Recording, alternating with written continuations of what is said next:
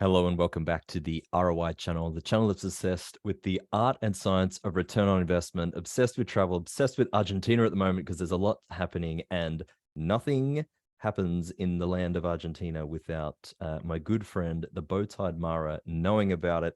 Disclaimer, guys, nothing we say here today is advice of any kind. It's just two lads having a chat.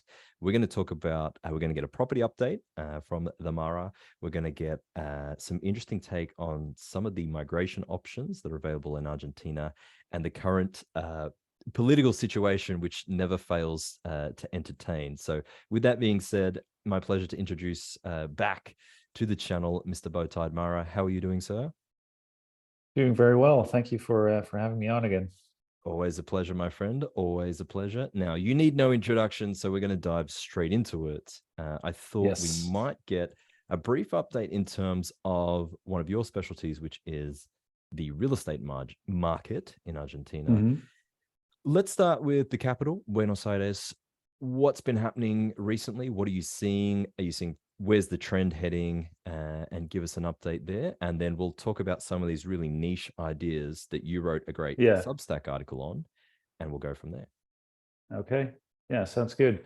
So yeah, in terms of the market in Buenos Aires right now, it's still very stagnant. Not a whole lot of movement yet. There is more interest overall.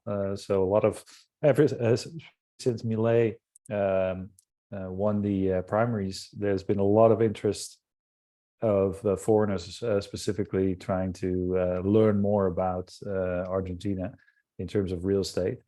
But it hasn't really capitalized yet in terms of upticks in sales that much. But there is a little bit of green on the board from month over month in terms of sales. So it looks like we are starting to at least form a local bottom in terms of sale price and the amount of sales. So it does seem to be picking up a little bit, but it's still year over year, and year to date it's still down. But I do think that we're close to a bottom. We're going to have to see what happens with the elections, because right now I think it's probably the worst time to make a decision unless you go full degen and you really think, okay, I don't care, and I'm willing to make to take some more risk, just because you don't know what will happen. Well, one thing we're sure of what will happen is this year and next year are going to be full pandemonium in terms of economic uncertainty. No matter who wins the elections, it doesn't matter, because it's just kind of doomed that way. And that's So because that of will, the debt repayments due to the IMF coming next yes, year. and the local snowball, which is the Lebucks and Leliques, etc., which is the local peso debt. Right now, it's already at a pace, and they bumped up the interest rate again for the locked-in peso rate, which is now at a 200% cumulative rate. So that's basically the inflation rate right now. It's at 120 year over year, but if you keep it locked in, then you're actually at 200% cumulative. So that's the effective rate. So basically that means that with every 2.5 or 2.8 months, we have a new monetary base in pesos. So this is Just give not up. going to Just give up and start again. Jesus. this is not going to end well. Okay, so let's with that as a ever entertaining backdrop, let's speculate on a few different outcomes. So let's say, yeah, why is it such a big deal if Milei wins? And let's say, assuming he can do what he says he's going to do, which is a complete another argument, the dollarization of the economy, is Mhm. that going to help real estate prices, or is it going to lead to a massive deflation initially, and then eventually the economy is going to start to stabilize? Because I would imagine, yes, I know that RGs save in US dollars in cash as much as they can, but if you're going to transform an entire economy, this Mhm. the liquidity is going to be sucked dry initially until you get some kind of price discovery. So why are people Yeah. thinking, why are people so bullish on Argentinian assets if you go to I guess a dollarization, or are they just thinking, well, at least they're going to open up, and so there's going to be a bit more confidence, and there's going to be foreign capital inflows? Like, what's the thinking Yeah, behind I think it's more the latter than actual dollarization. Plus, we will have to see if that will actually come to fruition, the whole dollarization. I've talked to some legal people about this as well, some experts, and they were saying, oh, well, he can do it, and he probably will within his first year. Even if he doesn't have full support, he could push a decree and start working on that. And he has some really good economists on his team that are helping him with that. Now, the big question is, it's still a bit vague, like what the exact details would be of that dollarization, like how it would actually happen, if it would happen with additional stimulus from abroad, like more loans, etc., or if they would convert at a certain price point, which, by now would probably be somewhere around 2,000, 3,000 pesos per dollar or something, if they really want to hold that over. And then, of course, you have all the legal documents and everything that has to be. The whole administration side is just pure hell, because everything is in pesos, and in the whole admin, for the government and any kind of document. Of course, like properties are sold in dollars, and cars as well. The dollar is already very much of a used currency here. But especially the official side of it, the bureaucracy will be painful to change that to dollars. Now, I think Milei, actually, his idea is not so much to just dollarize, but use any currency, except that Argentina shouldn't be able to issue a currency. So Okay. that would be very interesting for things like Bitcoin, or whatever people want to use, as long as Argentine politicians don't have access to a money printer. That's basically the idea, which I think is very sane, given the Absolutely. history. Given the Yeah, track record of the deficits these guys have been able to run up in foreign currencies, and then that's it. yeah, yeah. So yeah, I do think like it's more of like, oh yeah, Argentina is opening up again. Great potential. It's always the country of the future. It's been like that forever, and of course, there's always so much potential here. So if somebody is able to, take that out and bring it into something productive and actually stimulate the economy, then that's always positive for almost anything. Now, that will probably be in the mid to long term, if he gets elected. So yeah, I think in the short term it's going to be very painful, and I think we might even see lower pricing, in that scenario, because yeah. And I wonder what will happen, if people will blame it on Milei, or if they will actually understand Of that course they this will. is heritage that came from these past few governments ranking up so much debt and creating this peso snowball. Yeah, I don't think so. I think it'll be easy to point to the new guy and say, look what happened since he took Yeah, office. yeah. Let's forget about the past 80 years, but it's the new guy's fault. In any case, let's say that we do get this influx of foreign capital. Flowing on Mhm. from your wonderful piece here, which for audio only listeners, I'm bringing up Mara's Substack, and we're talking about beachfront property in Argentina. We've spoken about the capital, Buenos Aires. What are we talking in terms of price per square meter in the capital? And then let's talk about some of these options a little further south in what really is the only viable coastal area of Argentina, right? Like there are no other viable beaches other than this kind of little Well, area around Mar del Plata. yeah, there are, but it's too cold to swim, and it's they're very nice beaches. They're more down south, but they're not as chill in terms of wind, etc. And the temperatures just drop a lot the further south you go. So yeah, I would say this is probably the best area. There's still a lot of wind though. Especially Mar del Plata, it can be very windy sometimes. In the summer, not so much. So in summer, it's really nice. The water is, of course, a bit colder than if you go to Brazil or even Uruguay. So that is something to take into account. It's not. It's kind of similar to Northern Europe in that sense, the temperature. But very nice beach days. What I like about that area too is that you have very hot days during the day, and then at night it cools down a lot. With that nice little ocean breeze. So I like it a lot. It's a very chill area.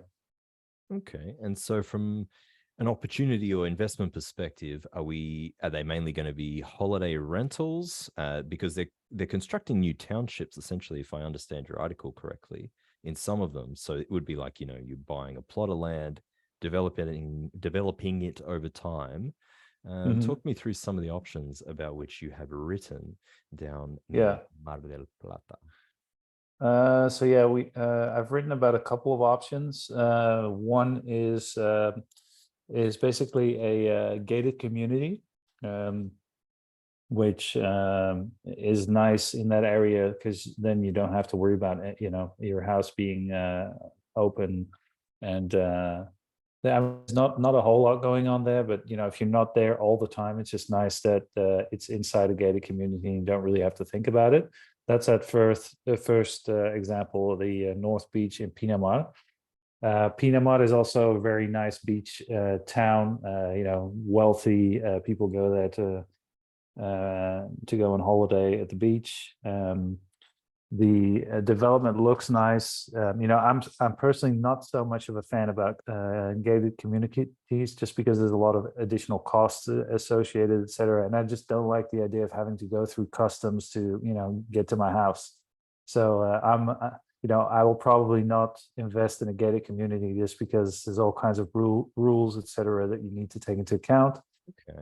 But they also have some apartment complexes already at the beach, and I think those are close to being finished. So that would be another option if you don't want to build your own house. So the main development here is just plots of land that you need to build your house on. And that'll be inside the gated community. Yes, yeah, exactly.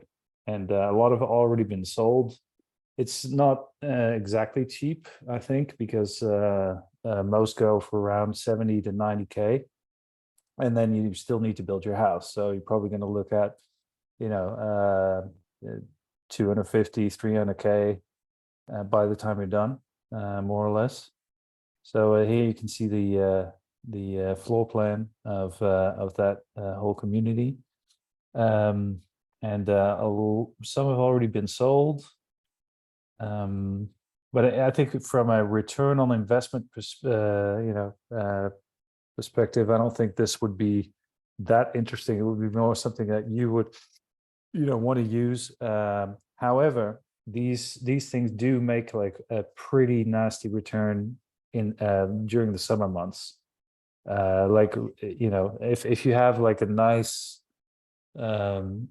house with all amenities, etc. Mar del Plata also, like, really, it's such a ripoff if you compare it. Sometimes it's really like Miami pricing going on in terms of renting it out for like a month. It's like, what? in the high season. And is that is that to locals or is it foreigners? No, everybody. Everyone. I mean, it's really, really expensive, and the artists pay that. They still go on holiday and they just spend that much, and you really, for Argentina's price levels, I mean, a nice house or whatever, you're seeing things like 4 or 5K a month, which is like kind of crazy here. Wow. Yeah. And last time we went to Mar del Plata, and it was a really nice house, but we also spent like 2K for 2 weeks, and I was like, wow, these guys are really, and it was like one of the cheaper options. It did have a pool and everything, and it was a bigger house because we wanted to be with family, etc. So it was like for 6 people, but then still, it's for that Not area, cheap. it was like not cheap. Yeah. Interesting. Okay, so you've got, call it 70, 75K for a big plot of land. It's a decent plot of land, but then you got to get the construction. How would you, in theory, let's say you had a lot of money and you just wanted a holiday house in Mar del Plata, basically. Yeah. how are we financing this thing? So we've got an upfront payment of 40%, and then balance of payment. How does that work? Is it dollars? Is it pesos? Talk me through the So yeah, this financing. is the same, basically the same structure that you have for most of the construction. So you have, if it's in dollars, it's without interest. And if you want to convert it to pesos, then it's going to be with the construction rate index, which basically follows inflation more or less. So in this case, this is just the payment options for the plot of land. So afterwards you're still going to have to look at building Construction. something there. Yeah. So yeah, I had a sample there of let's say you build like 120 square meter home there on your 1,000 square meter plot. Then you're looking at more or less 250K ish for that, which is it's quite reasonable still, because you're Yeah. close to the beach. And of course, if you want to rent it out, you only have about 4 months that you can really rent it out for that kind of purpose. But I'm pretty But if sure you're that getting you could 4 or also find. 5K a month, like you said, geez, that's Yeah, no, yeah, yeah. but you really need to take advantage of those months, because the other months are probably going to be a lot quieter. Yeah, it's freezing But out. if you have a good internet connection, I could still see people wanting to live there. A lot of people actually went to these kind of places during the pandemic, for example, just to work from closer to the beach and be outside of the city. Makes sense. So this 237K figure, is that with that 30% cash discount? Yeah, yeah, Wow. Okay. Not bad. 30% discount to have the money up front is pretty good. yeah. Okay. Then moving on to developing example two, Tipan Yeah, two. this is this is a little bit closer to Mar del Plata, and it's not a closed community, but it's like a rectangular strip that faces the beach, and they're sort of creating a neighborhood there, and it's all with planted trees that were planted like 20 years ago. It looks really nice, and I think that I like the whole setting there of that particular neighborhood, and it's very close to Mar del Plata, so it's probably only like a 15-minute drive to the city, which makes it interesting from that perspective. And the plots are decent size. A lot have already been sold, like all those red dots are plots that have already been sold. So you can see everything close to the beach is already sold. Yeah. Yeah, and yeah, I think these are a little bit smaller though. I think these were like 500 square meters, more or less. But yeah, I think the price range was also a little bit lower, since it's not in a gated community. It's probably a little bit less luxurious. But there are some amenities that they were going to add. So in this case, the nice thing is you're in a very nice area. It's nice that there's a lot of trees already close to the beach, and you're close to Mar del Plata.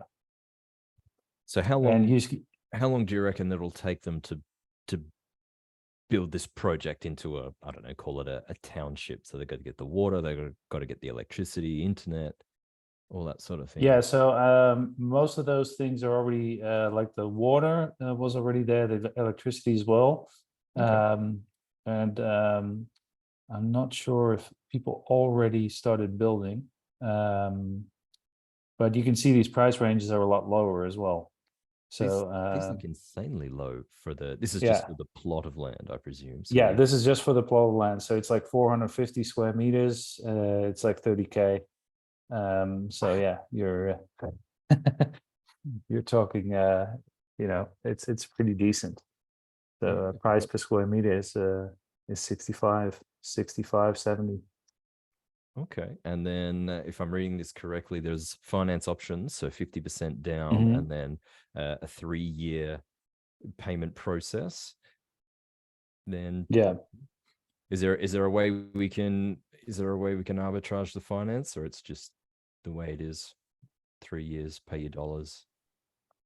Yeah, no, it's if it's in dollars, it's really like 3 years pay dollars, and if you convert it to pesos, then you can speculate on the peso just devaluating faster than inflation, which usually happens. So you're just Very going to have to expensive. deal with those peso payments all the time. And I think, by the time it's finished, you'll probably need a truck to bring those pesos to to these people to pay your quota. Yeah, especially considering they're not going to print high denominated bills. They're really hanging on. Exactly. Oh man, today I was at the ATM and I was trying to deposit some cash, and they still don't accept the new 2000 bill, and also not the new 1000 bill. Yeah, The the machine doesn't new which. recognize them. Oh my Yeah. god. Yeah. Okay. You gotta love it. Okay, so it's interesting. A little bit further out, a little bit more, let's say, development stage. There still needs to be a little bit more infrastructure built. Yeah. Yeah. What are your thoughts around the township? Will it turn into a big township, or will it be just a nice little kind of getaway? Yeah, no, I think it will Within be nice. proximity to Mar del Plata. Yeah, I think it will be nice little getaway. Like here in this particular thing, it will be really, seeing if there's going to be enough stores around it, because that's in the other gated community. They would really have like a little kind of shopping mall, etc., with all kinds of stores with supplies that you need, etc. And here, I don't think that is part of the plan to have that in that in that non-gated community. So you would have to see if, like, stores start popping up around that area. And otherwise, you definitely need a car to do basically anything. But that is already a little bit the case in Mar del Plata. It's just better to have a car if you want to go to, further away beaches, etc. Yeah, I mean, I guess it's a call option. You're speculating a little bit in terms of that organic growth will take. But Mar del Plata is a big city, Mm-hmm. and it's only 15 minutes away. So logically, you would expect some expansion out that way. How much would the construction cost? So if, let's say, I'm spending 30K for a 433, no, for 456 square meter block, how much would it take for me to build a house on that block? What's your rough So idea? construction costs right now are, well, of course, it depends on the material you want to use, etc. But give or take 1,200 to 1,500 per square meter, more or less, constructed. Okay, so So if I that's what want to you're put a, looking at. I don't know, 100 meter house or 100 square house on there, plus the Yeah, plus, it's like, I'm looking 100, 150 120, 150. Yeah. at the top end. Yeah. Okay, not too bad. Then development 3, Chapa the Mala. Hmm. I don't know if that's an Indian name or whatnot. I've probably messed Yeah, it up. Chapat Malal, which is basically up away from Mar del Plata. So you're going further south, and it's about a 20-minute drive. And there's a lot of really nice beaches there. So you have Chapat Malal, Los Lobos, La Paloma, Santa Isabel. Those are all like adjacent beaches. And they're all beach towns now. And I was looking into this. I think it was around 2017. We were looking to buy something there, and we ended up not doing that. So I'm quite familiar with this whole area. The reason we ended up not doing it, because at the time it was like very new, and not a whole lot of people actually living there. So our sort of fear was like, if it's empty most of the year, what will happen to furniture, etc. And we just weren't really sure to do something like that without a caretaker there. But now it's like, most of these are full-blown neighborhoods, and there's people around like every single day living there full time. So it's also not just like a holiday area anymore. It's really, full time living in Chapadmalal and Macrosado, etc.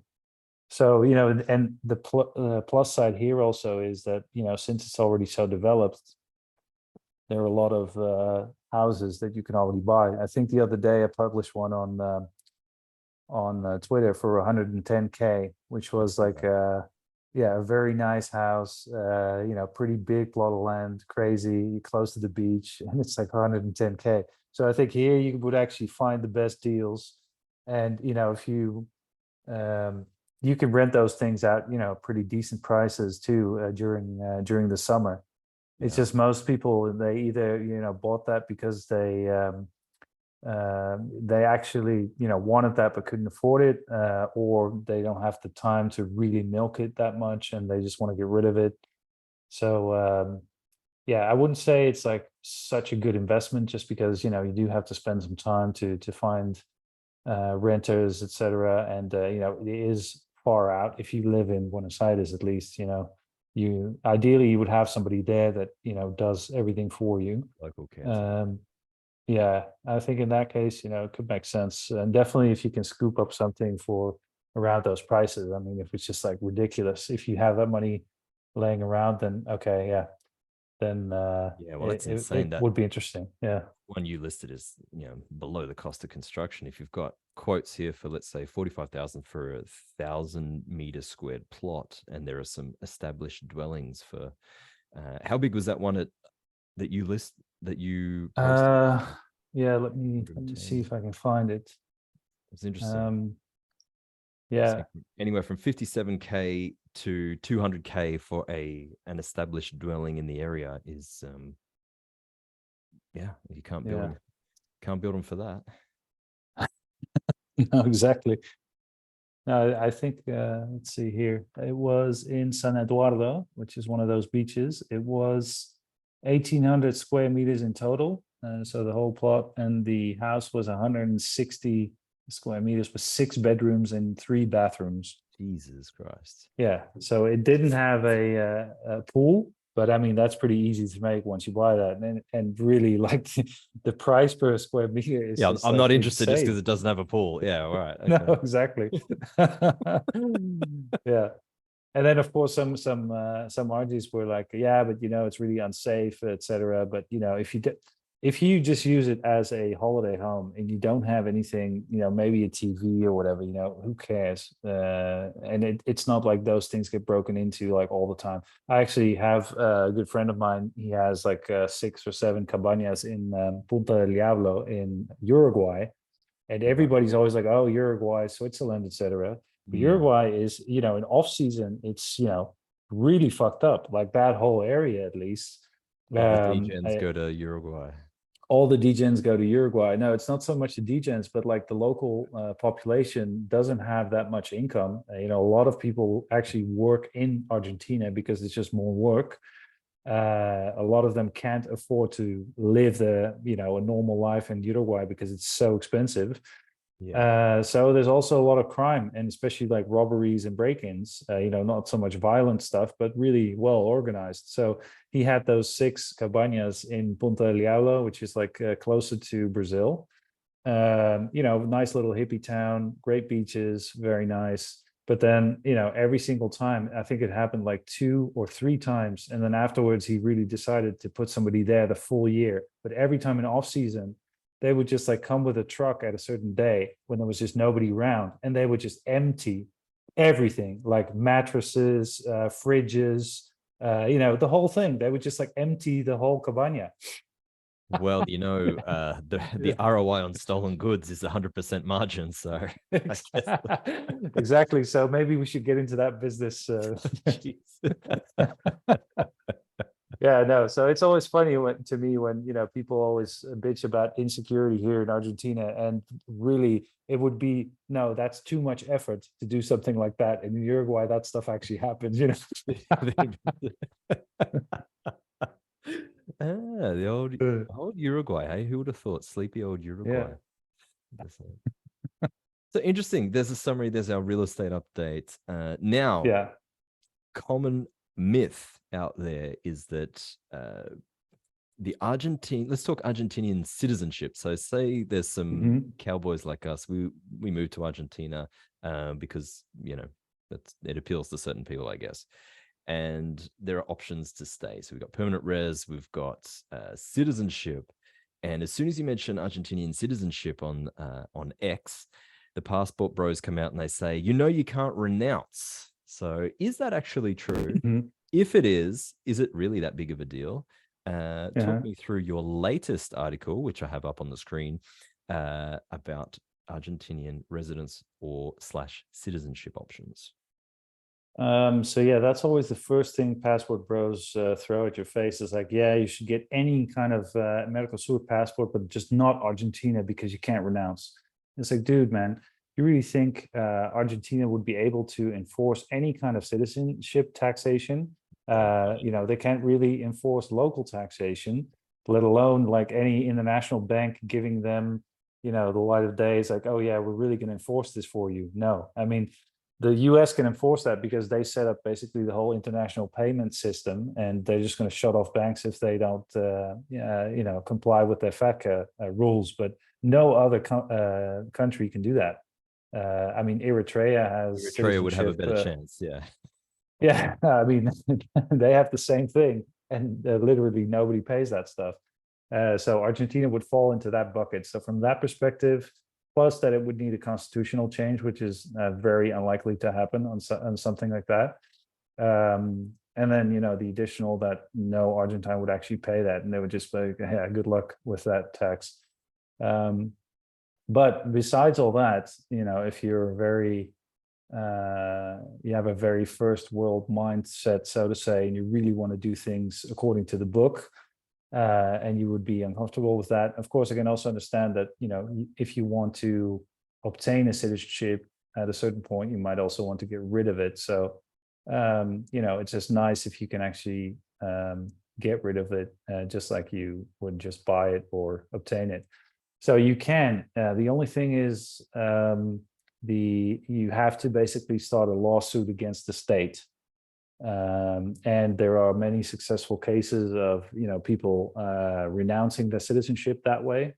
You just have to throw it on the discrimination card, or there are a few different ways where you can do that. You can't make me keep this citizenship if I was free to choose it, etc. So I've added like 2 cases in that article, in PDFs where we can actually download the cases, and they are successful ones where, well, one is like a Dominican criminal who was getting extradited to the Dominican Republic, but at the same time, if he wouldn't have stated like, hey, I want to get rid of my Argentine citizenship, he would still have it. So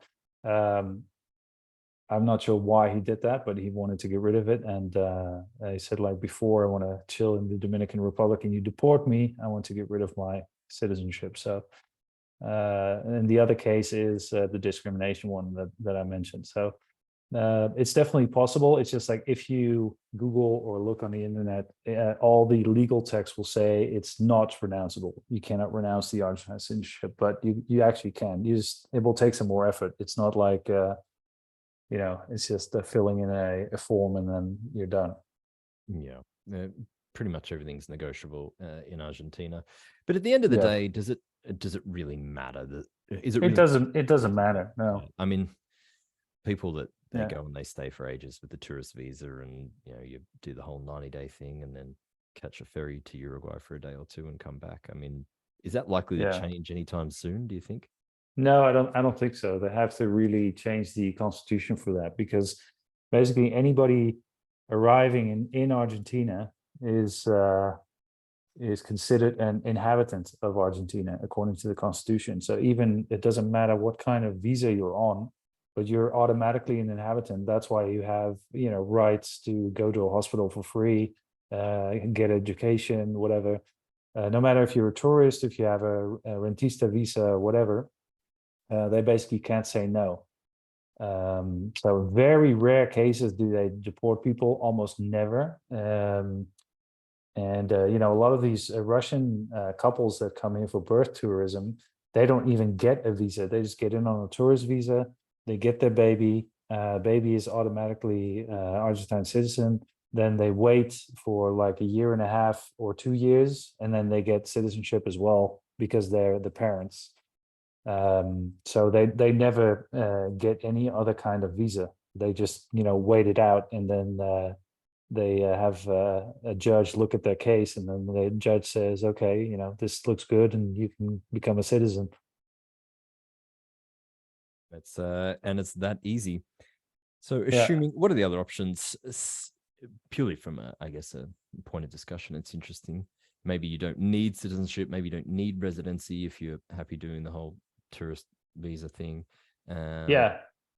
But Yeah, one, usually, I've spoken to a couple of people that have overstayed the visa, and you just have to pay a little fine, and then afterwards you can still come back, And I'm not sure if that's going to change. I mean, it's been that way, all the time since forever. So I don't think it's going to change anytime soon. I mean, it did in Brazil. Brazil have changed their tune a lot, I believe, with regards to that particular topic. Yeah, Brazil was always though, ever since the Okay. early 2000s when I was going to Brazil a lot, back and forth. They were always looking at the 90-day window, and you couldn't do the same hopping as you did here in Argentina. They would just like not let you in. They were a lot more strict in Brazil with that kind of stuff. Okay. All right. Well, maybe they've got more of a history of being so. Yeah, no, it's really in their DNA in that sense. Like one time I forgot my, they give you like a little paper when you enter the country.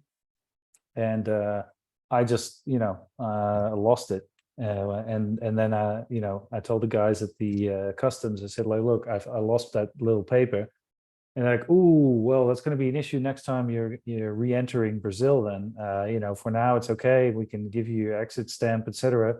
But just remember, next time you're in the country, you're going to have to pay a fine. And so next time, I think it was a few months later, I came back, and this chick almost stamped my passport, and then she looked again at the screen. It was like flashing red, and and As the, Policia the Interpol Federal, Interpol warning. exactly. They came over. It's like, come with me, sir. And I had to pay a fine, and basically said that I had to say that I would never lose that paper again, and then everything was okay, and I could just enter the country. But it was kind of annoying because it made me feel very like, okay, this is very Schengen like, Yeah. Yeah. something like this. Yeah. Okay. Interesting. Interesting. Now let's talk. Let's just make a little comment about something you recently discovered around, I guess the dreaded visit for migraciones. You have experience with that. It's been this pesky thorn in the side of anyone that's had this idea that they're going to set up a company and hire people to get residency. Tell me, Mhm. talk us through this latest little discussion you had with your legal representative, because Yeah. I just think it's hilarious. Yeah, so I was mentioning, to my lawyer, and I was saying like, there's so many foreigners that are actually interested in getting permanent residency and then citizenship, and he does citizenships.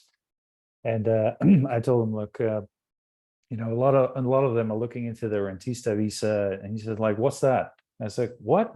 You don't know? You don't know what the rentista visa is? And he's like, no, I've never heard of that. And it's like, but how do you get people in? Because I do know that he has like a couple of people that he gave residency, and he said, well, what I do, I just hire them as an intern for one of the shell companies that I have here as a law firm. And I said, oh, that's interesting. But then, like, how do you do it with migraciones? Because like basically the Homeland Security here, local migraciones, they're called. They will come and check if somebody is really working in that company. I had a company and hired foreigners as well, and they would always have to be working in the office just in case they would drop by for a surprise visit. Which they do only once though. They only come once, and basically once they do that, then afterwards they can just like do whatever because they don't come back afterwards. But if you have a lot of people working there, chances are, that they will then interview everybody. So before I had my own company, I was working at a local company that hired a lot of foreigners, and some of them weren't like exactly legal. They were just like on holiday, but doing like an internship or whatever. And then every time migraciones would drop by, they would be like, "Oh no, go in the closet, or get outside right now, and you're just visiting or something." So we would have that. But basically, the lawyer said, "Well, I don't have that issue because I'm a law firm, and the authorities cannot enter a law firm without prior notice. So they would have to notify me saying like, look, on this and this date, Migraciones is going to drop by. They never did that. So, they're pretty much safe as interns at the law firm of the Wolf. So that's how he hires them. It takes about 3 years. And it costs him peanuts. They just pay the fees that he pays to the tax authority for hiring them, and that's it. And then after 3 What a years, they get loophole. permanent residency, and then they can just stay in Argentina, and they could also apply for citizenship. Perks of the being a lawyer, I suppose. They look Yeah. after each other. The fascinating stuff. Let's talk about, we got elections coming up November and October. October. Yeah. I And actually need to check what the precise date is. Let me just see. talk me through what your Be- expectations are and what you yeah. speculate the effects will be or could be, short term, medium term, and longer term in the great land of Argentina. Yeah, so it will be Sunday, October 22nd, so end of October. Soon. And yeah, I mean, soon. We had the primaries last week, and basically Milei, the libertarian, dominated the vote, which was very unexpected. I mean, he came out of nowhere. He's a total outsider and not part of either the Peronist or the Pro Party, which are the two leading dominant parties for years. And basically, it's kind of a little bit of an anti-vote against that system, and also people just want to open up the economy and be done with this. But I think he now has a real chance at winning, because I estimated, according to the polls, he was around 20%, and he actually got 32% of the votes almost. And I am speaking to a lot of people that didn't vote for him, and they're like, "Oh, I'm going to vote for him now because I just didn't vote for him because I thought he wouldn't have a chance." So Now, that's very interesting.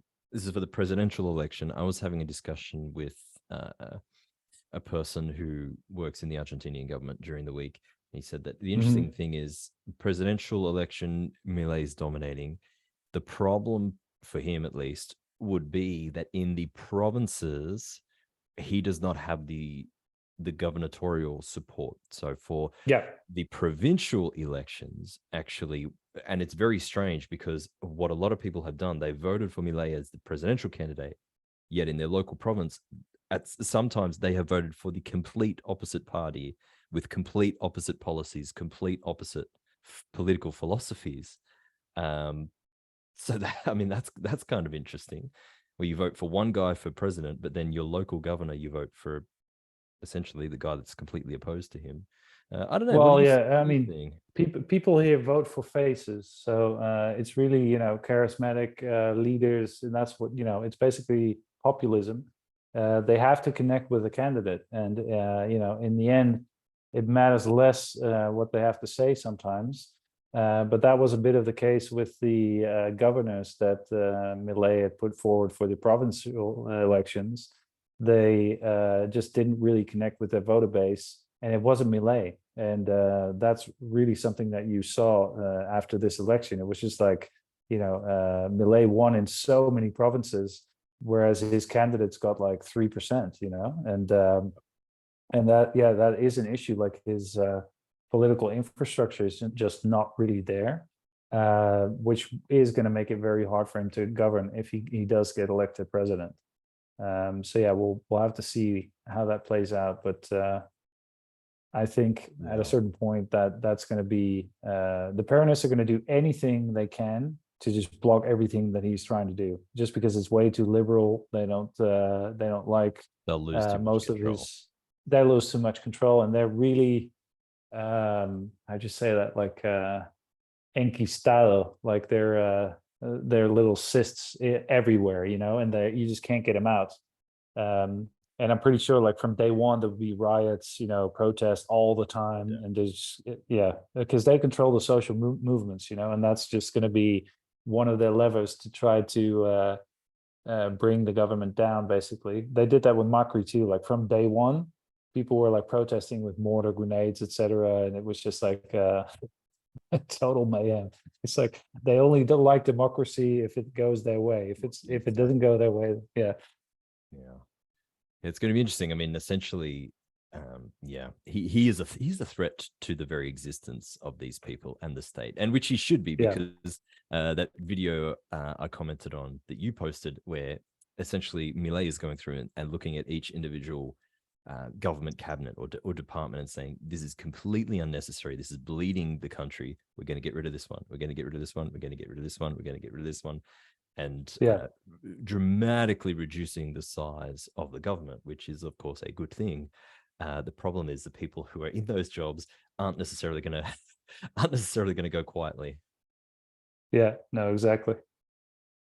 No, it's going to be turbulent, and he's probably going to have to do a lot with decrees, the same as Macri was doing.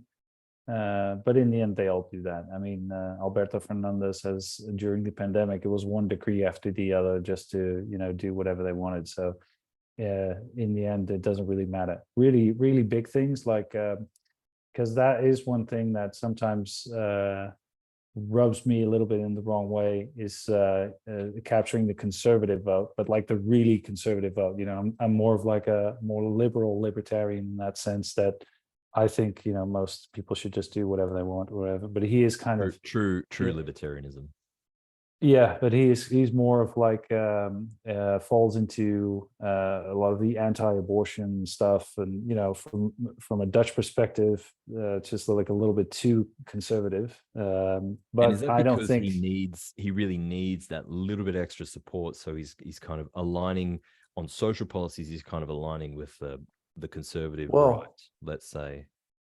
Well, that's what I thought at the start, but that's actually, I don't think it's such a smart thing to keep hammering on about, because first, it's already something that's been discussed. Now it's a law that you cannot change with a decree. It would have to go through the Senate. It's not going to happen. It's not going to change. So it's like a lost battle anyways. But I guess on the other side, he's not going to get support from the left, because he wants to put them all out of a job. So no, exactly. Well, but I do think that is a breaking point for a lot of women to vote for him. Like, for example, my wife doesn't want to vote for him just because of that. And I see it like that's a minor issue compared to all the economic changes he wants to do. I don't really care about that, because he can't do anything about it anyways. But it is like a breaking point for many women who would otherwise, they might even vote for him at a certain point. But because of those like tiny issues, and for them, of course, are big issues, they see that like as something really threatening. And so a lot of women do not want to vote for him. It takes precedence for them over any other consideration. Yeah, exactly. Bloody women. Yeah, it's always the same graph, right? You see the put on, it could be put on, or it could be women voting rights. You don't know. It's like that's when the GDP started to crash down. No, that's always the Twitter joke. Causation, like, correlation. You be the judge. They say no, it wasn't put on. It was the women's vote. And on that note, I think we should leave it there before we get ourselves into any more trouble. This is why we don't usually record our conversations. In any case, Bowtie Mara link to Twitter and Substack will be in the description. You need to be following this guy. Anything else you want to leave us with before you wrap it up? Just to be clear, these are all Twitter jokes. I mean, this is not actually but anything else that we want to share? No, I think we touch base on most of the articles. Some new articles I'm working on right now. They'll be interesting. I'm going to try to write at least one or two more about the elections, just give some more guidance on like where things are going. I wrote one about potential ways to play the elections in terms of investments. But of course, that was just for these pre-elections. Give us an update on this bond play. You degenerate man buying Argentine government bonds, but it makes perfect sense, and I really like it. If my account would let me, I would buy some too. Where are you at? Where are these things trading at now? So last time I checked, they were trading around 30 cents, and I bought them at 23. Yeah, nice. So that was already a nice increase, beside the fact that you get the interest payment over the total, like the parity value. So that's very nice. And yeah, we'll just see. My goal is just to keep them on the books, and as soon as the restructuring happens, then sell at a certain point when they're about 2x, and in the meanwhile, just rake in those payments. Coupon payments, yeah, juicy. Yeah. Juicy. Well, we'll see. Default coming next year. The plan is they get restructured at 50 cents, which is, yeah, as you mentioned, a nice little 100% upside kicker, and you get paid Yeah. to wait. Very nice. Yeah. Right. We're going to leave it there. Thank you very much for watching, guys and girls. Take care, and look forward to catching up with you in another video shortly.